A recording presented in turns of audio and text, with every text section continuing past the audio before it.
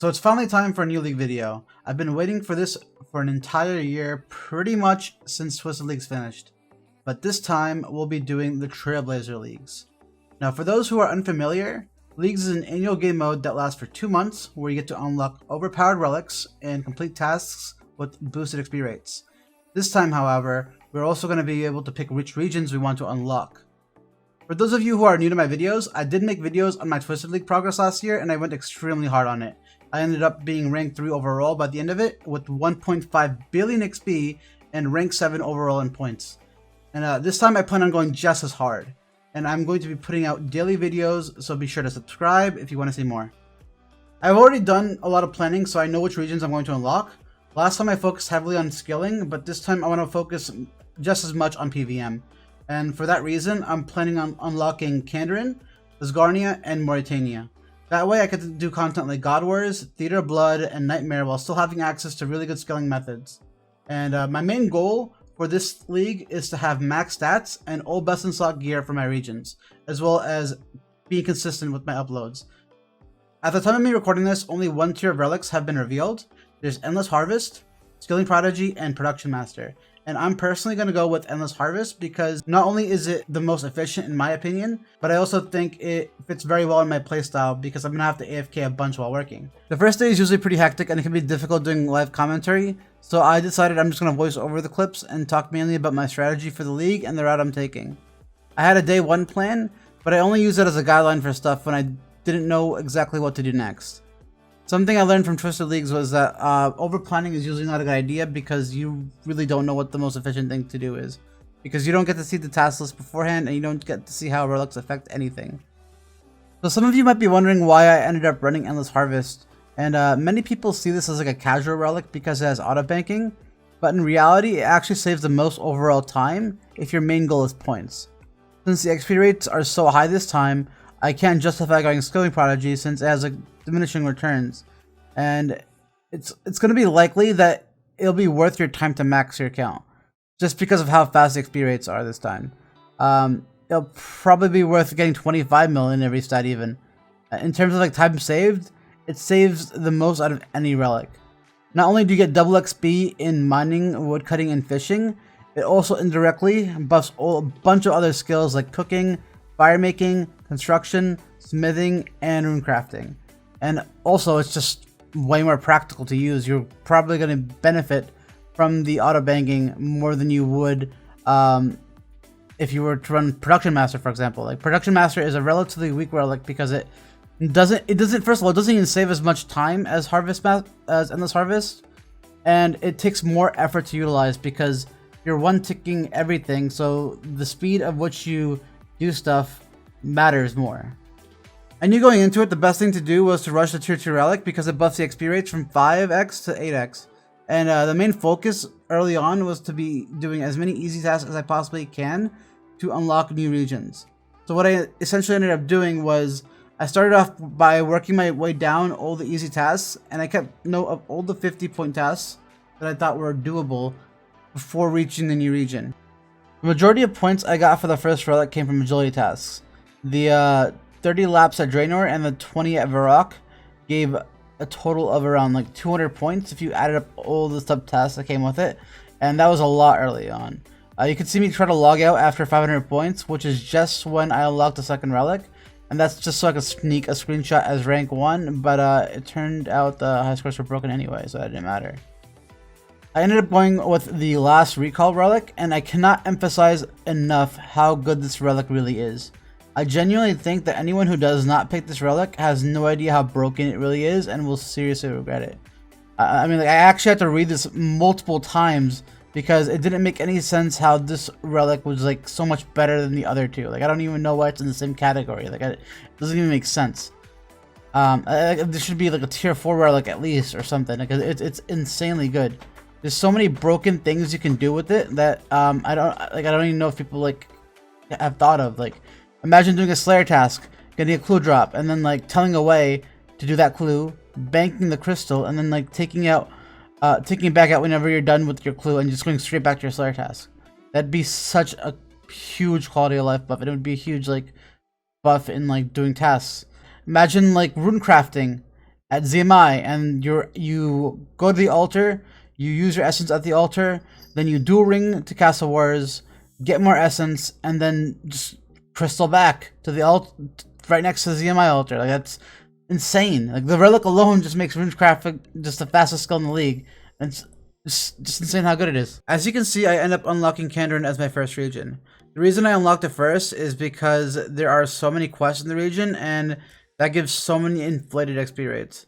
In League, all the XP multipliers work on quests, so that means at this point, any quest I do gives 8 times the normal amount of experience. Alright, so I know I already hyped up this relic enough, but I cannot emphasize how great this relic is, and this is a perfect example. Right, so right here, I'm in a situation where I am out of runes, I'm questing, I'm in the middle of fight arena, I'm supposed to kill some NPCs, but I don't have enough runes for them. So I home telly, and I'm going to end up running all the way to the rune shop. And what I'm going to do is I'm going to go to the rune shop, I'm going to buy the runes that I need, and then I'm going to go back to the point where I was before. So if you see what happens next, I'm literally teleported straight back into the quest area like nothing ever happened. Like, I don't see how you could wish for anything cooler than that. To me, this is like the coolest relic ever, and it's so awesome to use. And so cool to think of like the creative ways you can do things. As I said before, one of the best things about Kandarin is the super inflated XP that quests give here. So as you can see, I just finished Fight Arena and I got 114k XP drop. I was 1 attack, now I'm 49 attack. That's so ridiculous. At this point, I'm pretty much at a state where I went around finishing any quest that I saw available that gave points. I did any quest that I thought gave a decent amount of XP rewards. I went around and trained a bunch of skills that led to a task completion that gave points, stuff like that. I pretty much went all over RuneScape doing a bunch of different stuff that I never intentionally planned on doing. I was pretty much just following the tasks in verbatim.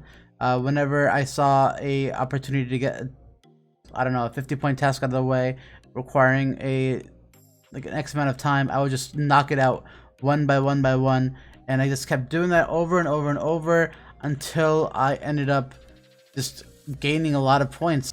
One of the most annoying skills to train early on is Herblore, and for those that don't know, Karamja Diary is the only diary that allows you to use an XP lamp on a skill that has no skill requirement.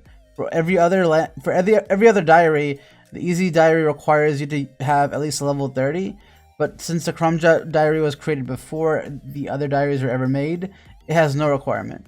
So I was able to use the Karamja Diary lamp to boost my Herblore up to 25, and then I was able to use the Fossil Island lamp that you get when you complete a small fossil display to get another huge Herblore boost. And then I was able to do the Artie Diary easy task, which also gave me another 20,000 Herblore XP, which put me to 41 Herblore without cleaning a single herb or making a single potion, which is ridiculous. Waterfall is another quest that's known for its insane XP rewards, and on here it gives a 220,000 XP drop. I'm 58 attack without ever actually training attack. That's 2 levels off being able to use a Dragon Scimitar without ever even using another weapon, which is nuts. A bunch of my league points just came in at once for some reason while I was trying to get a chef's hat, but I could finally unlock my tier 3 relic. And I decided I was going to go with Fluid Strikes because I believe melee is the best style for my region choices, especially with Nightmare and Theater of Blood being very favorable for melee. I think this relic is crazy strong, and I love how strong they made the PVM relics this time. The thought of being able to attack something with a whip at the speed of a dart sounds so fun to use. It just sounds ridiculous, and I cannot wait to see what it looks like. My only complaint is that I'm not really a big fan of how they chose to use 1 relic per combat style, and I don't know, what sort of makes RuneScape unique is that compared to other modes, there's no classes, there's no characters, there's just everybody's capable of using every style, and I like how overpowered the relics are. I just wish they found a different way to balance them, or a different way to make people choose between different things. Dude, look how overpowered this relic is. I am literally getting spam XP drops with a Mithril Sword. I have no bonuses, nothing. I'm 50 attack, 50 strength. I'm just whacking away on a Moss Giant with a Mithril Sword. This looks so dumb, but it's so awesome at the same time. I cannot imagine what this is gonna be like at God Wars or whatever. It's gonna be really, really nuts. After 12 long hours of going around doing a bunch of quests, killing random things, training random skills, collecting random items, I finally was able to unlock the final region. And I, of course, picked Asgarnia. The reason I'm going with Asgarnia second is because I felt like Kandern was the perfect setup with all the quest rewards. And now Asgarnia has all the stuff that I want to get into a mid-game setting, where I can get the Defender, I can get the Rogue's outfit, so I can get some GP, I can get a Dragon Scimitar with a GP, I'm going to be able to get my Slayer up, all that jazz, and who knows, depending on how long it takes, I might even be at God Wars before I even unlock Mortania. And I am extremely excited for this league. It has been a lot of fun so far, and with these relics, I'm gonna be honest, I think it's gonna be an insane league. I think it's gonna be a lot of fun PVMing on here, and I'm looking forward to it, and I hope you guys are too. Thanks for watching, and I promise we're gonna get some better content next time as well. I want to give a big shout out to Ditterbitter. Me and him are pretty much been doing all this league stuff together. We've been picking the same regions, the same relics, all of that stuff. We've been doing similar tasks to get to, and we're pretty much both at the same stage at the game. I think we both unlocked Asgarnia within like 10 minutes of each other. So you guys definitely probably know him as a PKer, as a PK YouTuber. He's giving this a legitimate try. He's been very serious about it and very adamant about it. So be sure to check out his videos, and I promise you won't be disappointed. He's going to be going just as hard as I am.